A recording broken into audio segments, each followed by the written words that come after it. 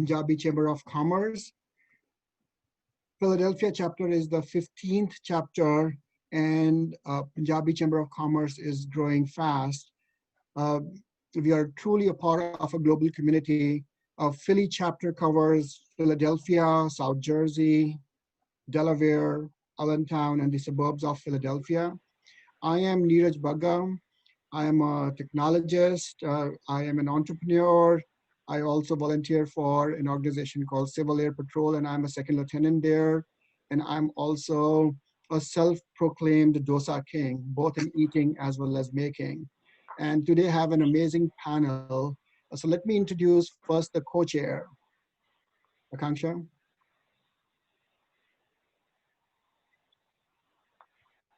Hi, my name is Akanksha Kalra.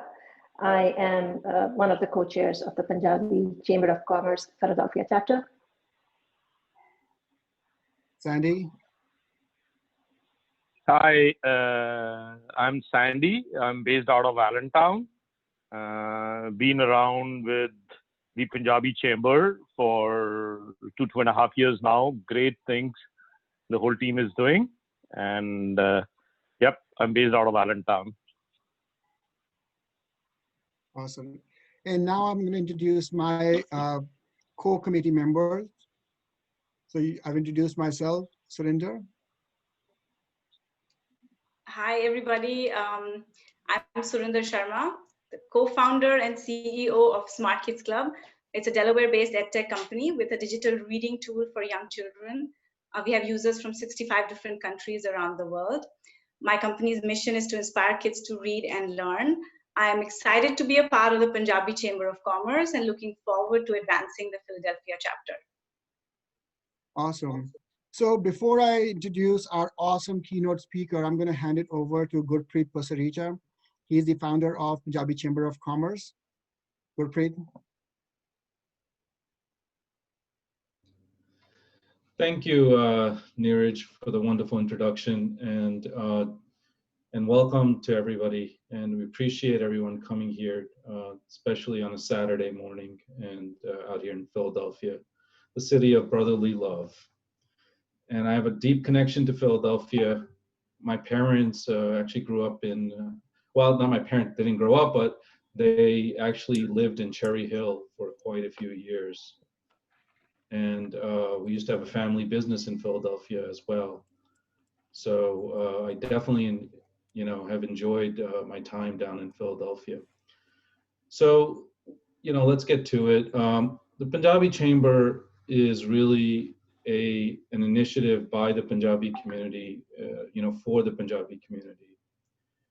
And it was an idea that the trustees and us have all put together to help our community. And the basic premise is this, that the Punjabi spirit is strong and it's based on the concept of seva. And as you know, when we go to any Punjabi person's house, we're fed very well and we're always taken care of. In our gurdwaras, in our mandirs, we have langar, we have other nice things. And one of the things which we realized is that our next generation and even our current generations don't have a way of working together. And that's how, we started on this journey. And one of the basic tenets of our journey is that there cannot be any division between us. And as you know, united we stand and divided we fall. So our basic premise is that there should be no religion and no politics in our group. We all have our personal likes and dislikes. But, in our Chamber of Commerce from day one, we had this major rule and it's worked out like a charm. So this group is not the group to promote religious ideas or any political ideas. We do not allow our platform to be used in that manner. So we went to the community and we raised funds And the second thing, aside from no religion and no politics, is that the basic membership has to be free on our platform. And the reason for that is that we wanted the next generation, our community, to be a part of this. Your kids, my kids, fresh entrepreneurs, people who need help. Most people who need help do not want to pay, you know, $50, $100 or more money to get into a group. So, right, we've been supported from day one by the trustees and by the community in general, who are our corporate sponsors, and they're the ones that have really helped us in this. Right, Ginia, you're just going a little too fast. If you can just back up a little, I apologize. You know, I would appreciate it. Actually, the first page. So, so then what actually happened is that once we started going into the communities, we started doing outreach, and we started speaking to our kids. We started speaking to women entrepreneurs, and we started speaking to merchants, seasoned merchants. And we said, what do you guys need? You know, how can we help you? And so we did a lot of research actually our first year. And what we realized is that everybody actually has needs, but more importantly, they have a desire to help. So when we were asking people, do you need a mentor? We found a lot of people that said, hey, I want to be a mentor. How do I help you? When we started talking about raising capital, we found quite a few willing investors that said, hey, you know, we're looking for opportunities. How can we do this together? So I'm proud to tell you that the Punjabi spirit is alive and well, and it is strong as ever. And we are here to provide a platform for the Punjabi spirit to rise. And that's what it's really all about. So, you know, if you go next, yes. So, you know, a lot of people, and I'm going to speak a little Punjabi every now and then, but, you know, some people come to us and say, "Tusi hun kyun karde pe hain? Thanu ki takleef hegi hai? You know, why do you want to do this now? What's wrong?" And we said that our community has gone through a lot. There have been political differences, other differences, and how do we bring our community together? And the only way to bring our community together, honestly, is through love and is through providing a platform that promotes unity and not division. So, you know, Jania, next. So when we decided to go through the platform, and this was really an experiment, obviously in the beginning, we saw that, hey, the best way of doing this is to promote networking and to promote interaction between the members. Personally, I'm a member of several chambers, and one of the most annoying things for me is that I do not have any means of communicating with another member. Then why be part of a group? It's very frustrating for any merchant or any member to be in a group where you can't even communicate with the other person. And those type of groups, a lot of them are they focus on in-person networking, which is fine. We have some of that too. But we also focus on networking virtually because that's the new normal.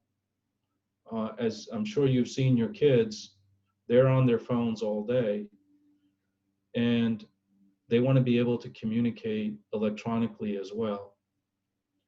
So we have on our network, obviously free membership, and that's on punjabichamber.com. And we have a searchable directory. We have a classified system. You can post a job. We have in-app messaging, right? And so we also have our new mentor program. If you wish to become a mentor, let us know. We'd love to have you. And if you need a mentor, let us know, and we will customize the mentor opportunity for you. We have quite a few entrepreneurs and others who've succeeded, and some of them will tell us, hey, I would really prefer to mentor someone just like me. If obviously, if you have a woman entrepreneur, she may want that, or he may, or a young man would say, hey, look, you know, I'd like someone from the New York area because that's where I grew up. So we try to match you as well. More importantly, we have requests which are given to us all the time by our members, and they ask us, hey, can you make an introduction? Can you help me with someone else? You know, someone just called me the other day, and there's a very famous person in New York. I won't mention his name, but he's very, very successful. And someone called me up and said, hey, I heard this person is franchising his business now. Can you make an introduction for me? You know, and I texted the successful business person, and right away, you know, we made that introduction. So, you know, where all of this comes down to, Ginny, if you could go next. Yeah, you'll see some photos. Ginny is going to be going through those while I speak. But where all of this comes down to is that if we work together, we can grow together. And that's really what we're seeing in action. And so we've had so many wonderful volunteers. You know, you see my good friend Ramit Arora from Biz2 Credit, right, on this slide, and others. And you're seeing that what happens is that everybody wants to be a part of this. Everybody wants to help. And once they get together, such wonderful things are really happening. So at the end of the day, what we're asking everyone here is that become part of the Punjabi Chamber. It's a free chamber. We're not asking for your money. We're not asking for anything else. What we're asking for is your love, for you to share. And if you need help, right, we are here for you. And we're asking you to become a part of this group and part of this community. It's a worldwide community. And, you know, I'm going to talk a little bit about what distinguishes us from, let's say, a localized chamber. And we realize that our community is now way too, the world is way too small.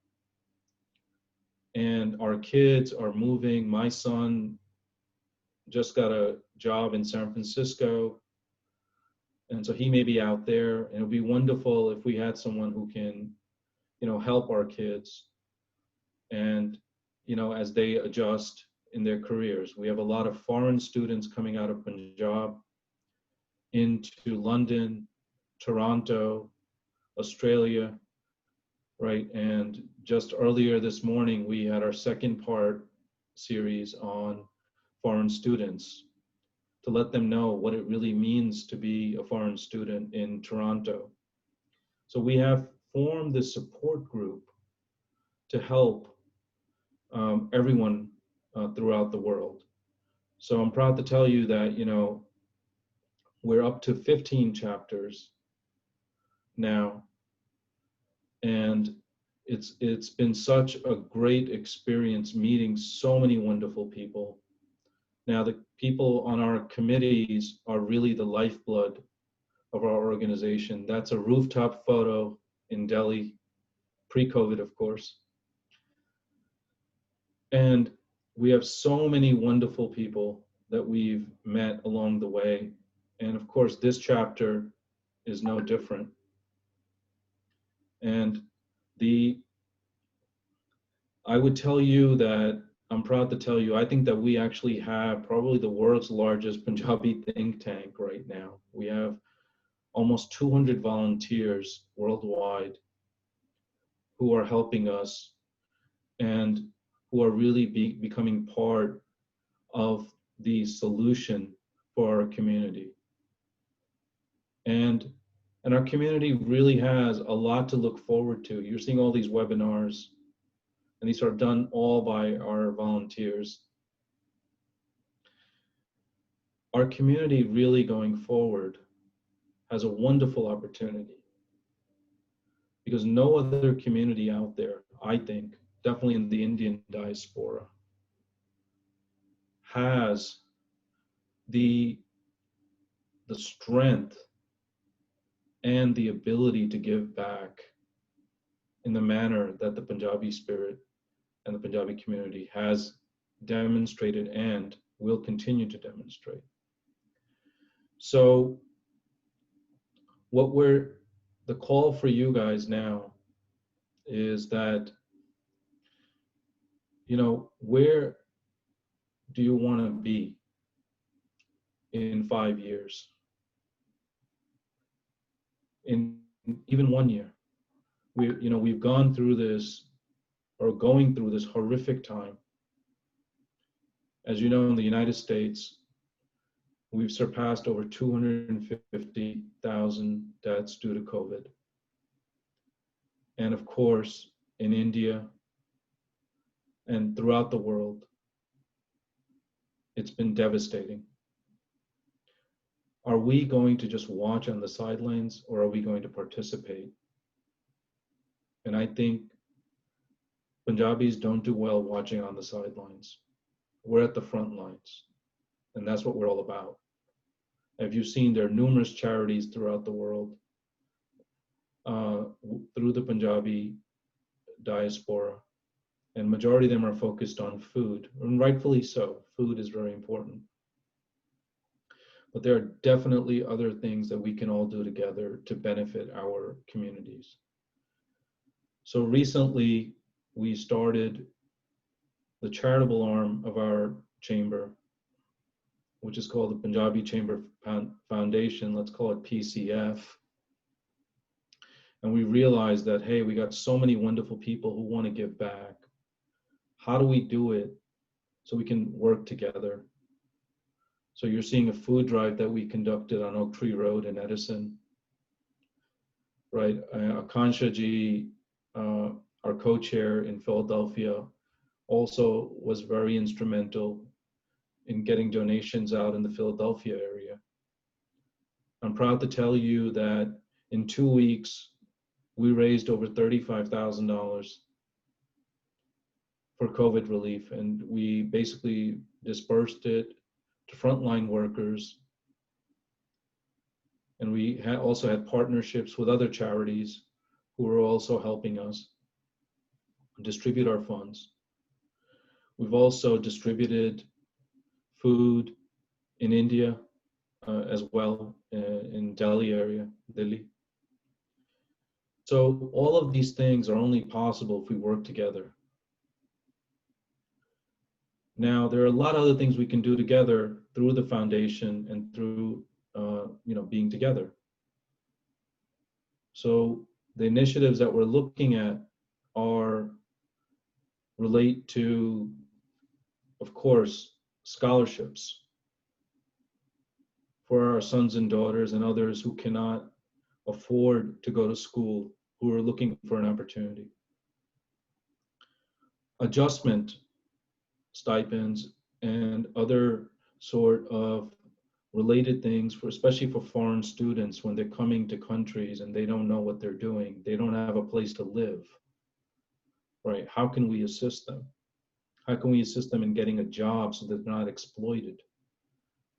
I was very saddened to hear this morning at the conference that we had on foreign students that some of the foreign students are being exploited. Some of them are being paid $3 an hour, way below the minimum wage. And this is in Toronto. How do we guide them? And an issue which is very important to the Punjabi Chamber Foundation, Punjabi Chamber in general, is that how do we make sure that our daughters, our sisters, our mothers, the women in our lives have equal opportunities within the chamber and within the ecosystem. So one of the biggest problems in most of the groups is that there aren't any women in any leadership roles and in any of the groups. And so in our group, from day one, we've been focused on incorporating women entrepreneurs, women professionals, business owners within our committees. And we don't actually certify any of our committees unless we meet diversity mandates that we have.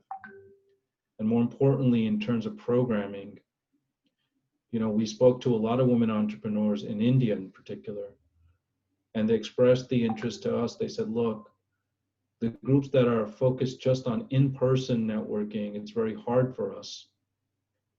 For example, like, I'm not from Delhi, but I went to Delhi last year. And you guys know, to go to Delhi from one part of Delhi to the next, it can take an hour and a half to 2 hours. So imagine trying to go to a networking event at 6:30 or 7, and it's for an hour, hour and a half, and then you have to go back home, and that's another hour, hour and a half. So it's very, very hard for a lot of people to do. And some people actually have very, very long commutes, because now, especially the Delhi area and Mumbai area, I mean, having an hour, hour and a half commute is very common. People are doing it daily, and it's just the nature of the game. So, you know, we're really focused on providing a platform for women entrepreneurs in particular to feel safe, to feel that they also can participate and really help the community. And so, you know, we're not really big on just saying women empowerment and other things, you know, and a lot of you know the story. I was in Ludhiana last year, and I saw a poster, a billboard, sorry, and the billboard said, women empowerment at such and such university. I won't name the university, women empowerment. And they had pictures of 10 men on the billboard. Not one woman was on the billboard. So then I followed up with one of our professors also, and she also said the same things. We have quite a few professors in our committees. And she said, yeah, they come to our university, that we do these things, and then they tell us to get them tea afterwards. And I think that's the mentality which, you know, sometimes we're, of course, fighting against, okay? Much like Akansha, I'm an attorney. My daughter is an attorney. I have strong women in my life, right? And so we are committed from day one to making a seamless integration and making sure that everyone is on equal footing. And that's really the true meaning of being part of a community, that everyone feels like they have a space and everyone is equal. And so that's really where our focus is. So I'm encouraging you guys to please take a moment, go to punjabichamber.com. So again, it's free. Join, become part. We have openings in the committee. If you can come back and you want to join the committee, then that'll be great. We'd love to have you, right? And, you know, look forward to having you become part of this. And I do have one other thing to say about Akansha. I've been bothering her all day today. but Akansha and I actually were born in the same hospital in Patiala. so, so, and you know, many of you, we meet people in this world, and we meet people through other channels. It's great, but how do we do it so that we work together? And that's what we're all about. So thank you for your time today, and I appreciate it. And I'm going to hand it off to Surinder Ji now. Thank you so much. Thanks, Gurpreet, for the great introduction to the Punjabi Chamber. There's a saying, some people spend their entire life to be perfect. Others are born Punjabi. So I would like to give a shout out to all Punjabis around the world, no matter where they are. Their lively and generous spirit shines through. We have all heard stories of how they arrived in the US with only single-digit dollars and then went on to become successful entrepreneurs and business owners, paving way for their successive generations to achieve even greater heights. Punjabis are known to be brave, hardworking, helpful, and hospitable people with great resilience and success. Today, I'm proud to welcome a perfect example of a die-hard Punjabi who has achieved the greatest heights, quite literally, by summiting Mount Everest last year, and is an inspiration to all of us. He's a serial entrepreneur, successful business owner. In addition to all these achievements, he climbed Mount Manasalu, the 8th highest point in the world. He crewed Badwater 135-mile twice in 2018 and 2019. He ran Brazil 135-miler in January of 2020. Of course, he climbed Mount Everest last year in May. He's the only person in the world to do both 50 marathons and Mount Everest.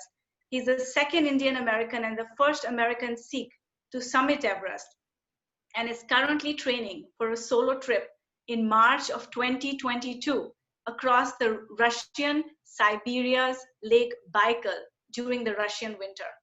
He's also currently writing a book about money, how to generate it, and how to use it to empower mind, body, and soul. I've known Ricky since 2001 when I joined the family and have been a witness up close through these years of training and preparation, both physical and mental, for the goals he set for himself and ultimately achieved. I'm honored and grateful that Ricky accepted our invite to grace the occasion of the launch of the Philadelphia Chamber of the chapter of the Punjabi Chamber of Commerce and agreed to be the keynote speaker to inspire us all.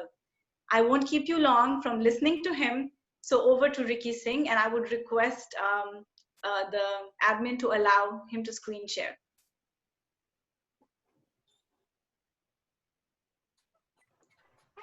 Hello, everybody. How are you? Thank you, Surinder, for the wonderful introduction, and don't have enough words for your kind words, actually. Thank you so much. Once again, to introduce myself again, my name is Ricky Singh. I have been in the US since 1988. I came over as a student, spent a few years, doing the work and study thing. And then after that, started my own business.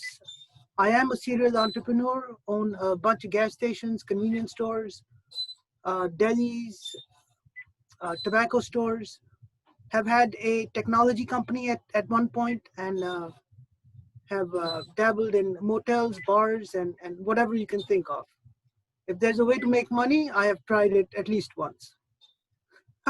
Not with success every time, though. However, that's all part of the learning process. I am currently living in Wilmington, Delaware, wife, 2 kids, happily married, happy and healthy, and thank God for that, and counting my blessings. And I hope everybody here also is doing great. Mentorship is something that's very, very close to my heart. If it hadn't been for the mentors in my life, I do not think I would be here in front of you guys. I had a mentor when I was in school that helped me navigate the foreign student process. I had a mentor that helped me get a driver's license, get registered for Social Security and all the other things that foreign students have to do. I also had a mentor that helped me in business when I first started, that showed me the ropes, that showed me things that I needed to do to succeed. I've also had mentors in business, people that have helped me, guided me. I had a mentor on Everest, the Sherpas. They taught me everything I knew, everything I needed to know to summit Everest. So mentorship is a very powerful tool. The right mentor that believes in you can take you places. And the key is always trying to connect with the right mentor. And I think this is a great platform to try and find like-minded people, people that share common experiences with you, and that have faced similar obstacles and overcome those obstacles. It is a pleasure and a privilege to be here. And I'm so glad that you all are here. And I'm gonna start my presentation and keep talking as we go through. So give me a second to do my screen sharing thing.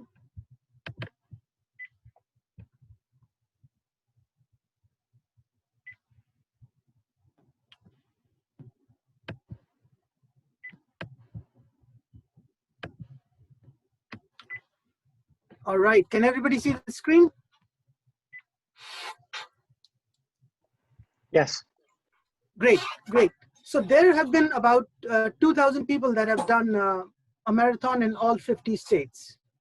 And there's about 5,000 people that have summited Mount Everest over the last 50 years. But if you combine those two groups and you go through those people that have done both of them, there's been only one person that has done both.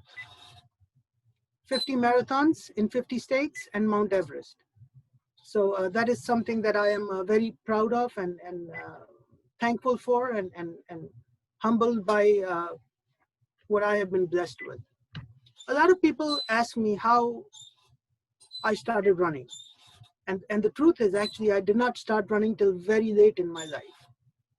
I finished my school and got into the work thing and worked some crazy hours and tried to chase the almighty dollar.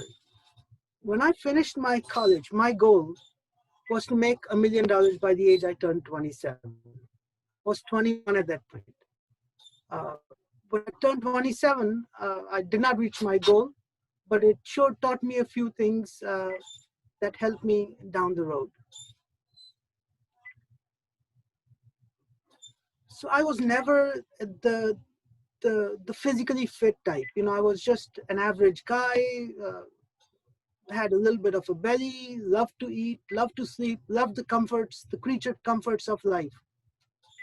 I had my first child, once again was happy, things were going well, my business was doing fine, life was good.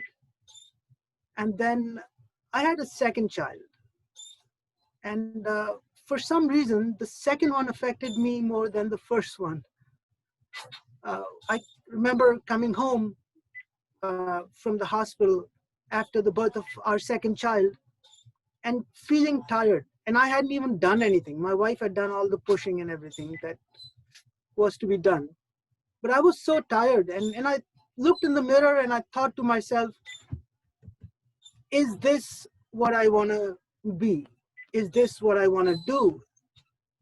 How will I proceed to the next chapter of my life? When my son wants to play soccer, will I be able to run around with him?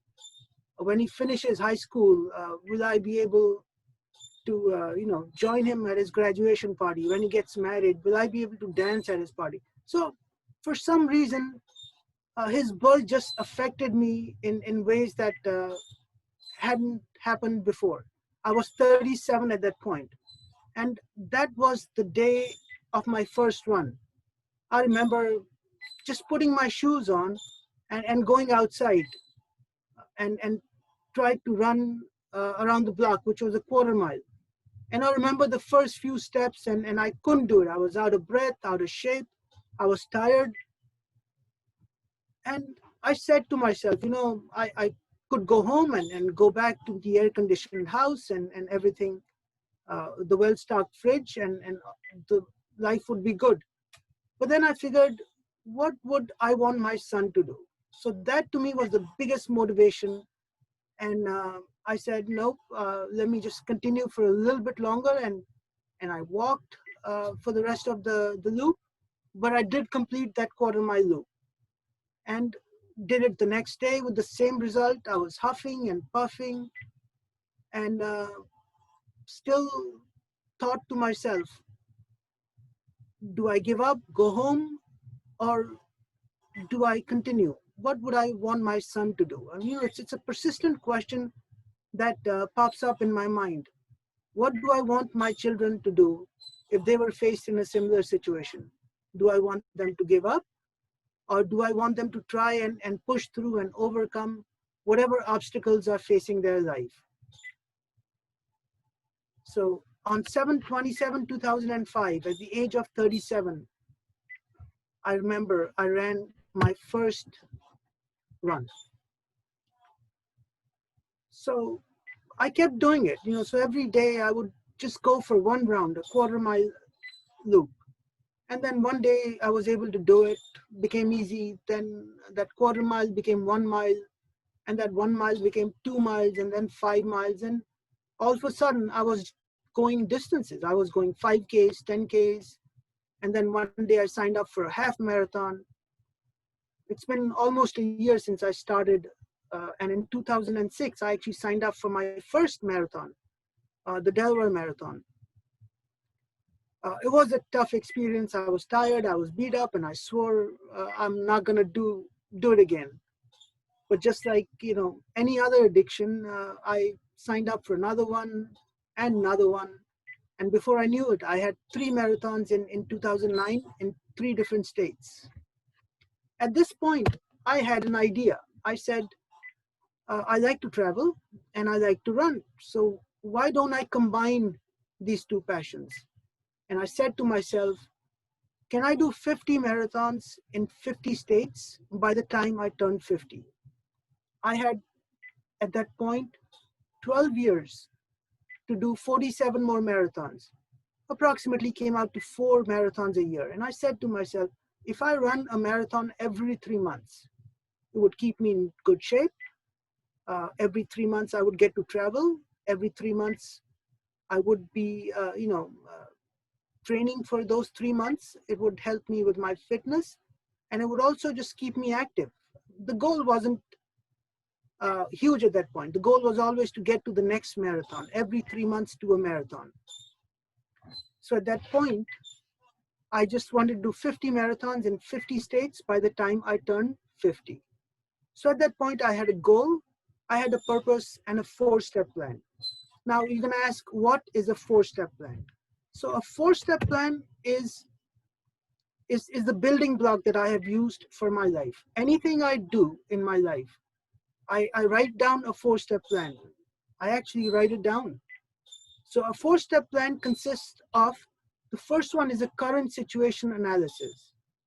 It is where I sit down and I talk to myself and I tell myself, where am I at this point in my life? And you have to be brutally honest with yourself. At that point, you have to say to yourself exactly where you are. So let's say I want to eat dosa. I heard something about dosa king and dosa. So I want to eat dosa. So the current situation is, I know nothing about dosas. I don't know how to cook them. I know how to eat it, but I feel like cooking a dosa. So what is my current situation? The current situation is, I don't know how to cook a dosa. I have no ingredients. I have no idea how to make it. So what do I do next? So the next step is, I do a hypothesis. A hypothesis is nothing but an if-then statement. If I pick up a recipe book and learn how to make a dosa, then I will be able to make a dosa. So an if-then statement, is very important for you to move to the next step. So you do a hypothesis, which is simply you say, if I do this, then this will happen. And then you go to the next step, which is the action step. So the action step in this case would be me ordering a recipe book, or going online and finding recipes, or looking for YouTube videos, or just calling a friend and saying, hey, can you help me make a dosa, or guiding me on the phone. So that is the action step. And after the action step is the verification.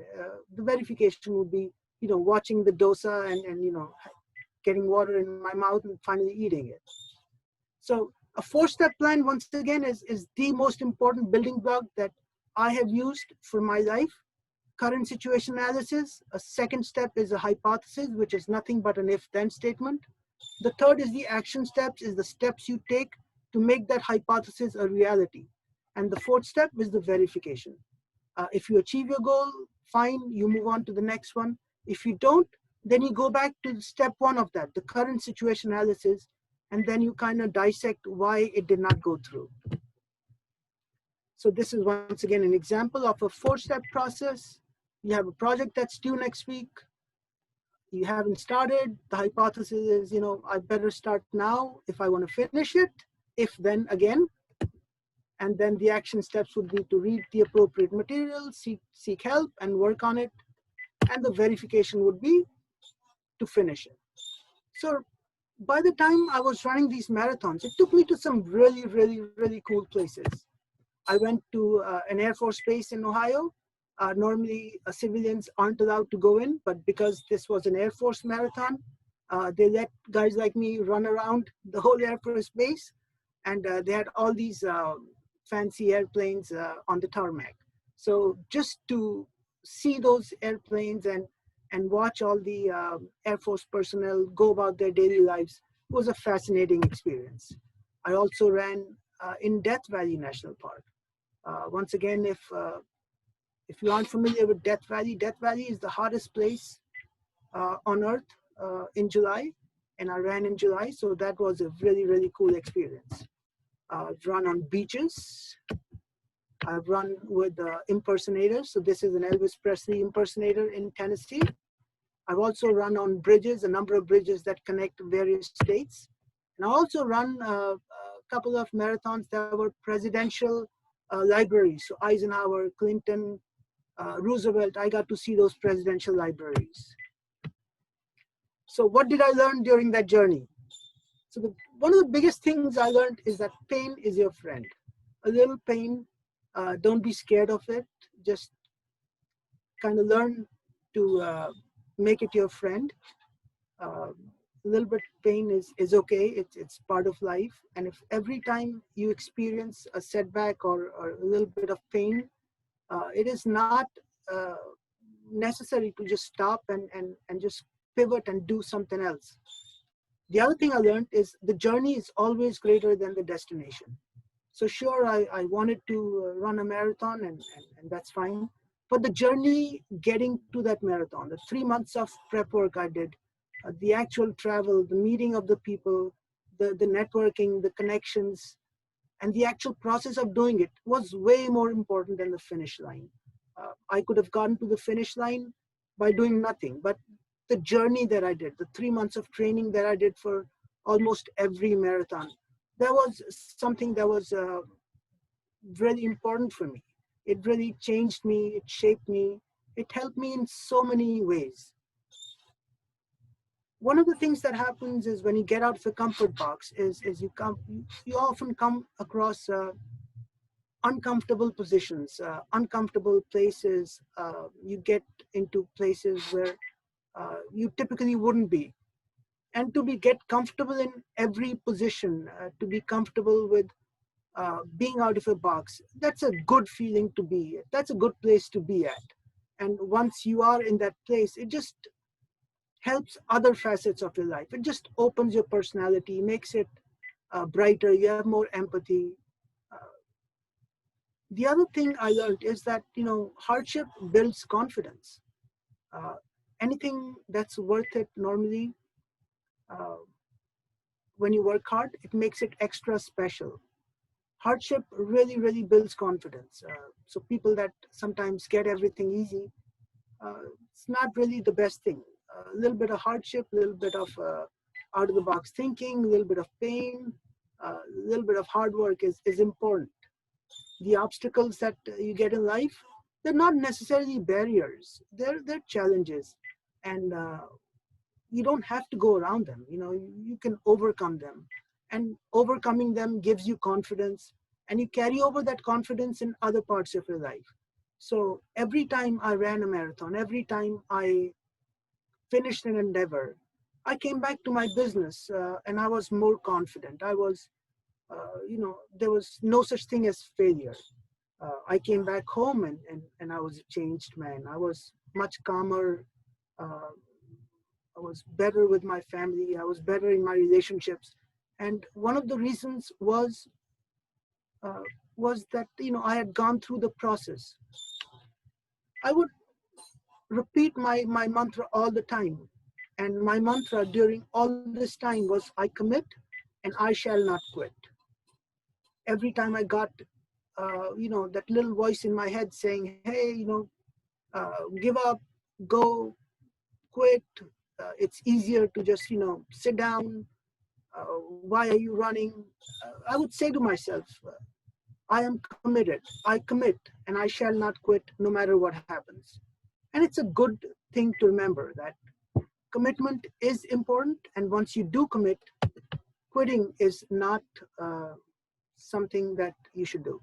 So once again, in November of 2016, in 11 years, I finished my 50 state 50 marathon project. I'd actually finished 3 years before I had planned. I had gotten so good at running marathons that instead of running a marathon every 3 months, I was running one every month towards the end. So I was able to save a lot of time. Somehow 50 was a big year for me, the big 5-0. And I was looking for another challenge. I was thinking, hey, we've done the 50 marathons. Now what? And when you're thinking of big challenges, there's nothing bigger than Mount Everest. When I was little, we had social studies class, and they had a whole chapter devoted on Mount Everest and Tenzing Norgay and the people that had summited and how they made it and the difficulties of doing it. There was a whole history lesson on Mount Everest. So I was always fascinated with Mount Everest. Just to put it in perspective, Mount Everest is 8,848 meters. The highest man-made building, Burj Khalifa, is 828 meters, and the average human is 1.83 meters. So you could put 4,835 people standing head to head, and that would just give you kind of a scale on how high Mount Everest is. You could almost fit 11 Burj Khalifas from sea level, and then you would get to Mount Everest. Why Everest? It's a common question. Why is the lure of Everest so strong? Why is it that people are still 50 years after it was climbed so fascinated with Everest? I know I was. I lived Everest, I breathed Everest. There were a million reasons not to attempt this challenge. It's uncomfortable, there's extreme temperatures, you can get all sorts of medical complications. It's an expensive process. I did not have any mountaineering knowledge. I was just a city boy running around on the roads. And then I knew nothing about Everest. And once I told everyone I was going to do Everest, I knew that if I hadn't done it, I was setting myself up for social embarrassment or a emotional heartbreak. And the final reason not to do something that you're not ready for is Everest always wins. The mountain is strong, the mountain is big, and it always wins. And when I was writing all the reasons to do it and not to do it, there were a million reasons for me not to do it. But there was only one reason that I wanted to do it. And the biggest reason I wanted to do it was I wanted to set an example for my kids. Once again, the thought of telling my son, showing my son that ordinary people can do great things. You don't have to be an extraordinary athlete to achieve anything. You can just be an ordinary person, go about your lives, do your thing, and achieve your goals. You know, you can test yourself physically, you can test yourself mentally. You can do a lot of things if you set your mind to it and if you were persistent. So I had set my goal, and once again, I wrote a 4-step like anything else in my life. And one of the biggest things you realize when you're doing an endeavor like that is you are not alone. Lots of people have done it before. Lots of people are trying to do it. Lots of people have written about it. There's a lot of resources available. So once again, I reached out to people that I thought could help me. So, you know, I reached out to people in Nepal. I reached out to people in Austria, in Switzerland, lots of places where the climbing community is strong. I reached out to them online, and I would call them. I would get advice. I sought out all resources, and I was not afraid to ask for help. One of the biggest things people forget to do is they want to try and figure everything out themselves. And the answer to life is the opposite of that. There are lots of people that have figured things out. People want to help. People have a desire to give back to other people that they think have similar backgrounds or similar interests. So I have not been scared to ask for help. Running marathons and traveling, all that kind of opened me up to not take things personally and not be embarrassed to ask for help. And I would seek everybody here. I would in fact ask everybody here to ask for help if you ever need anything. There's no shame in asking for help. The worst that can happen is people would say no, but that's okay. That's their prerogative. I have kind of made it a point that anything I want to do, I seek people out, the best and the brightest, and I reach out to them, I introduce myself, and I tell them, hey, this is who I am, and this is what I want to do, and I'm here to seek your help, seek your blessings, seek any knowledge, or any other resources that you could share with me. And you'd be surprised at how many people are willing and able to help, and they do help. So once again, this was my 4-step for Everest. I knew nothing about mountains or mountaineering. And the hypothesis was, if I followed my plan, I would summit Everest. I didn't have a plan at that point, but I just wrote it down that if I followed my plan, I would summit Everest. And then I booked a ticket to Nepal, and I just showed up at Kathmandu and signed up for a trek. And once again, the verification was I got there. So this was my plan and the timeline. After I went to Nepal, I kind of, reached out to people and I talked to a lot of people. And this was my plan. May 2017, I would go up till the Everest base camp, which is at 17,000 feet. And then next year, same year actually, a few months later, I would go up to 20,000 feet. And then 6 months later, I would go up to 23,000 feet. And then 6 months later, I would go another 26,000 feet. So every time I would go up 3,000 feet every trip. And on my final trip, the 5th trip to Mount Everest, I would go up till 29,000, which was the top, which kind of matched really with my 50-year goal. I turned 50 on July 28, 2019, and I summited Everest a few months before that. So it was a really, really neat experience. For some of you that may be interested in Everest base camp training, trekking to the base camp, you start at Kathmandu, you go to Lukla, and then you see all the way down to Everest base camp. Just an academic, if somebody wants to see that. There's an airport. When you take a flight from Kathmandu to Lukla, there's an airport, supposed to be the most dangerous airport in the world. So on the one side is a cliff, and the other side is a valley. Huge mountain on one side and a huge drop on one side.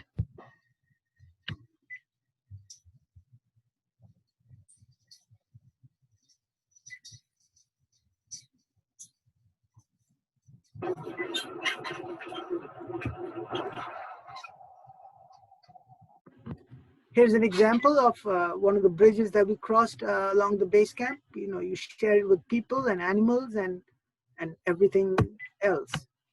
I got to base camp on that particular trip, and then I went for the next trip. And next trip I summited Mount Lobuche, which is at 20,000 feet. So I was still working along my plan. So I broke my plan. 5 different trips, 5 different heights, every time going up 3,000 feet. And then I went on Mount Everest again for the 3rd time, but this time I was going to go up till 23,000 feet, a little bit below Camp 3. That's me on the summit of Manaslu, which is the 8th highest point in the world, 26,000 feet. A lot of people ask me this question, like, what would happen if you took somebody from sea level? If there was a magical helicopter or transportation or beam me up thing that took you to Mount Everest, what would happen? And the answer to that is you'd get there. Within a few minutes, you would get a pounding headache. The air's 1/3 of what it is at your sea level.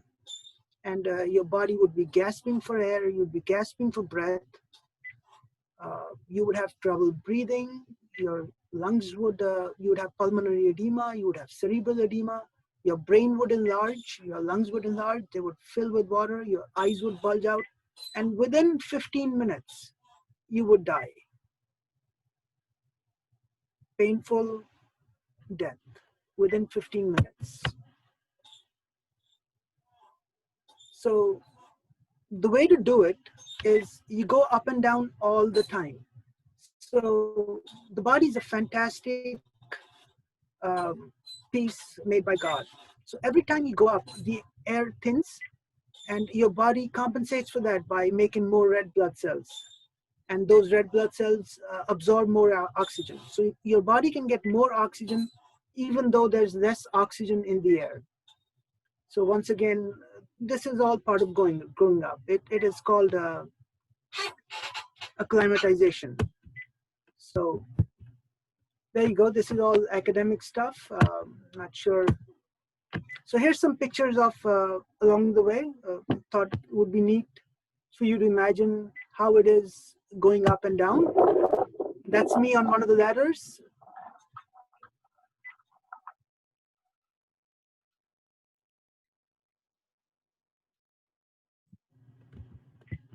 Under there is a black hole. If you fall down, you're not coming back. Once again, this was my tent, my view every time I got up. This is us walking up and down, climbing up and down, going up and down. Once again, crossing ladders. They're a lot of fun. These are all pictures. This is from above the clouds. You can see the clouds under there. This is also close to the summit. You can see the various points rising up. This is a picture at night. This, because you're so close to the stars with no pollution, this is your view if you want to get up at night and check it out. Once again, if I looked out from my tent, this is what I saw there. Also, there were showers, meteor showers all the time. This is my view from the top. They say from the top, you can see the curvature of the earth. So all of you flat earth people, if you don't believe the earth is round, get on top of Mount Everest and you will actually see the curvature of the earth. You see that long shadow? That is actually of Mount Everest. The shadow extends way into China. This is also close to the summit. That's also close to the summit above the clouds, and that's me on the summit. I made a handwritten sign and got there. So this is what I thought would be really important for this group. I summited Mount Everest And the only reason I could summit there was because of my mentors and the Sherpas that helped me. So when you consider asking for help, please consider your mentors as your Sherpas. They are there to guide you. They will help you summit your Everest. For me, Everest was a physical place that I had to go, but for everyone, Everest is different. For some, it could be writing a book. For some, it could be starting a business. For some, it could be just raising kids. So everybody has a different Everest. Please consider your mentors as your Sherpas, and they will help you take you to your summit as high as you can go. And, play fair, avoid all the troubles, make sure don't hit into road bumps, work hard, and then play hard. So that is my Everest story. And this is a question that I ask myself and I ask other people. Who are you going to help summit today? Who will you be a Sherpa for today? And that is for people that are looking for mentoring. And it's a question that you should ask yourself. What is your Everest? What is it that you want to do? What is it that you want to achieve? And how high do you want to go? Once again, thank you everybody for watching, and feel free to ask any Q&A. Thank you.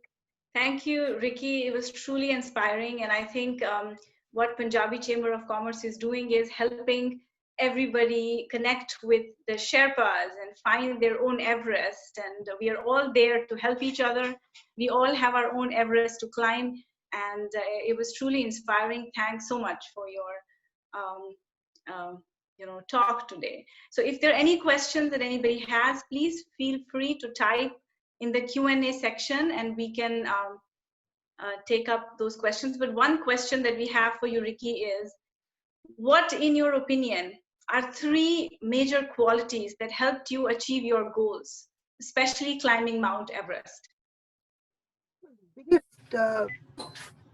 thing about achieving goals is you should have a clarity of goal. You should know exactly what you're looking for.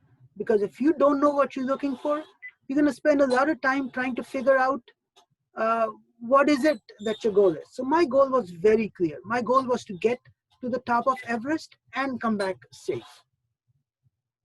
The other thing I learned, like I said, is asking for help. It's a tough thing to do. A lot of people, because of their personal reasons, egos, or whatever it is, are just shy or not able to ask for help.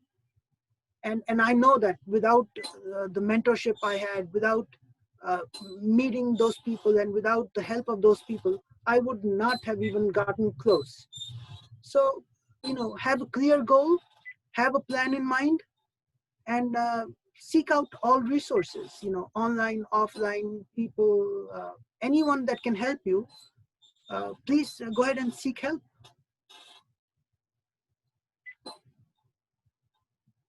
Another one is, what is one message you will give to today's youth?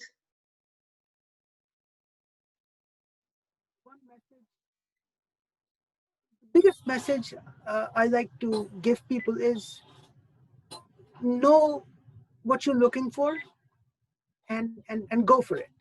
If you want to make money, go for it. Don't do anything half-heartedly. If your goal is to succeed, then don't do half the work and expect a full result. Give it everything you have. Don't say, I'm only going to work 8 hours a day and I'm only going to work 5 days a week. There will come a day and time when you'll be able to do that. But when you're starting out, give it everything you have. Give it everything. Be committed. Be committed to your goals. Know what your goals are. Focus on them and be persistent. Don't give up. Pain is your friend. Thank you, Ricky. And I think because of lack of time, I will now invite the co-chairs of the Philadelphia chapter, Akanksha Kalra and Sandy Agarwal, to give their vote of thanks. Over to you, Akanksha. Thank you, Surinder. On behalf of the Philadelphia chapter of Punjabi Chamber of Commerce, I thank you all for joining us this morning. And a very special thanks to our keynote speaker, Ricky Singh, for sharing with us your inspiring story. Punjabis are known to be brave, strong-willed, and also for their indomitable fighting / adventurous spirit. And these traits are embedded in our DNA, but not all of us are daring enough, if I may say, to embark on an adventure like Ricky did. Ricky, your accomplishments in crossing new boundaries are very inspiring, and I am personally in awe. And those photos that you just shared, those are amazing, truly amazing.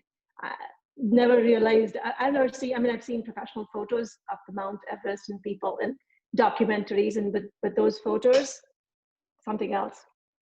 Also, I wanted to say that listening to you, I was thinking of Fauja Singh. He's the 108-year-old Punjabi gentleman who lives in the UK, and I think he started running marathons at the age of 80 or something, and he ran his last marathon until the age of, or rather at the age of 102. So Ricky, you have many more marathons to run. You've covered all 50 states. I think you're going to start international now. I also wanted to share something else.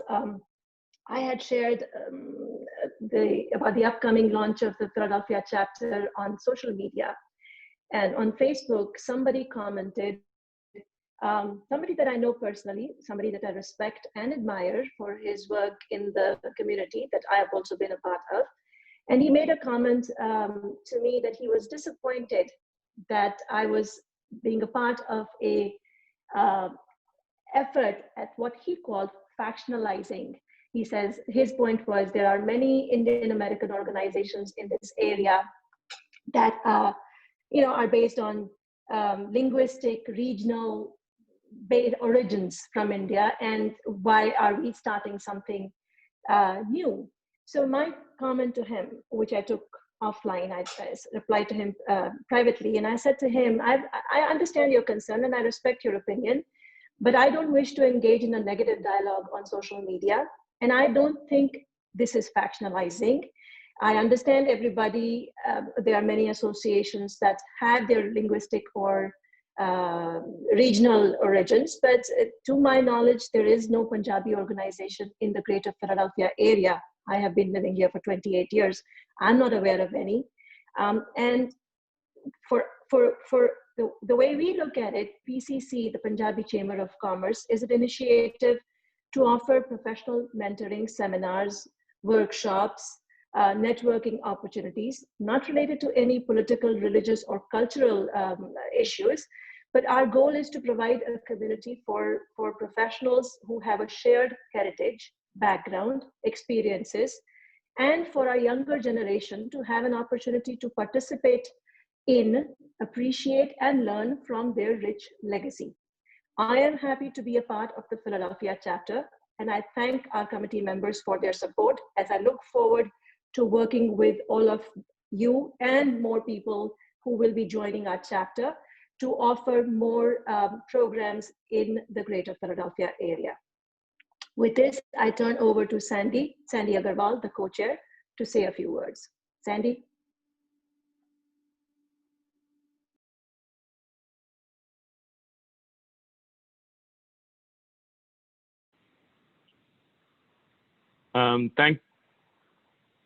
Thank you, Akansha. Can you guys hear me? Yes. Thank you so much. And I think this has been a wonderful event, and we are very glad that the launch actually happened, even though it got delayed. But to have Ricky as a speaker, and again, I mean, in our life, we need to look who's my Sherpa and what's my Everest. And some question that Akansha was answering, I would elaborate on that. The activities of Punjabi Chamber were not restricted just to Punjabis. When they went to distribute masks, food, so the activities extended across, it wasn't just to Indians, just to Punjabis. So our chamber, and this question has been raised to our chamber a few times in the past, membership is open to kids who are not just Indians, who are outside of the Indian community, or not just to Punjabis, to Gujaratis, or anyone who's looking to be part of this chamber. The membership is absolutely open to everybody. and the activities go beyond just Punjabis. So we might have some youngsters in our in the presentation today. Please go out, reach to your friends also who are interested in hearing more stories about Punjabi. We will be more than happy to welcome them in our group. And again, thanks to all the committee members and Akansha, Neeraj, Surinder, everyone. We are looking forward to doing a lot more work than we have done so far. And we'll welcome all new ideas. And thank you so much once again. I will like to end this and ask Akansha to end the presentation. Thank you, Sandy. Last but not the least, I also want to thank Gary, Gurpreet, Pasricha, and the founders of Punjabi Chamber of Commerce for their vision and initiative in starting the chamber. And also would like to thank Genia for being the administrator for this webinar. Thank you for your help. And I invite all of you to reach out to any of us if you have any questions or need more information about the Punjabi Chamber of Commerce or the Philadelphia chapter.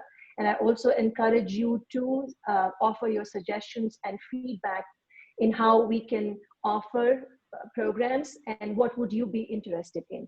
With that, again, I thank you all for your time this morning and look forward to seeing you at our hopefully upcoming new program, which we are in the process of planning and hope to offer it to you soon. Thank you, everybody. Thank you. Bye-bye. Have a good rest of the day. Bye-bye.